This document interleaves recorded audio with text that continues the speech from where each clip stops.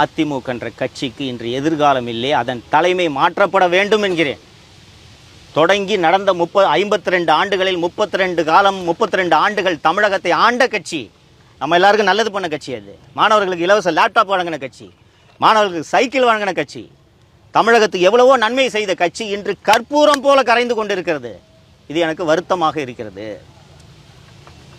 எனக்கு அதிமுகவை சேர்ந்த வழக்கறிஞர்கள் தான் தமிழகத்தின் பல்வேறு மாவட்டங்களில் நீதிமன்றங்களில் எனக்காக ஆஜரானார்கள். அவர்களில் 90% இன்று தாவேகவில் இருக்கிறார்கள்.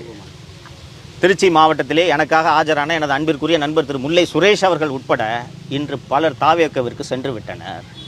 தமிழகத்தின் இன்னொரு காங்கிரஸ் கட்சியாக அதிமுக மாறிவிட்டது. காங்கிரஸ் கட்சியான தலைவர்கள் மட்டும்தான் இருப்பாங்க, தொண்டர்களே இருக்க மாட்டாங்க.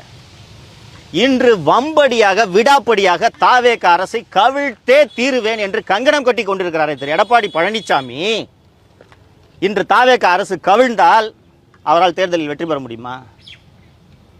ஒன்றுபட்ட அதிமுக இருந்து தாவேக என்ற ஒரு கட்சி ஒரு ஃபோர்ஸா இல்லையா என்பதே தெரியாத போதே நீங்கள் வெறும் 47 இடங்களில் வெற்றி பெற்றீர்கள். இன்னைக்கு கட்சி கற்பூரம் மாதிரி கரைஞ்சு போச்சு, எலும்பு கூட தான் இருக்கு. இன்னைக்கு ஆட்சி தாவேக ஆட்சி கவிழ்ந்துச்சுன்னா எப்படி சார் நீங்க தேர்தலில் போட்டியிட்டு வெற்றி பெறுவீர்கள்? எப்படி வெற்றி பெற முடியும்? இன்னைக்கு ஒரு இளைஞர்களின் ஆதரவு இல்லாத கட்சி வெற்றியை பெற முடியாது என்ற நிலைக்கு இன்றைக்கு தமிழக அரசியல் ஆளாகி இருக்கிறது. அப்படி இருக்கும்போது 72 வயதான திரு எடப்பாடி பழனிசாமியால் அண்ணா திராவிட முன்னேற்ற கழகத்தை எப்படி வழிநடத்த முடியும்? இந்த கேள்வியை அண்ணா திராவிட முன்னேற்ற கழகத்தில் இருக்கக்கூடிய தொண்டர்கள் எழுப்ப வேண்டும் என்று நான் கேட்டுக்கொள்கிறேன். திமுக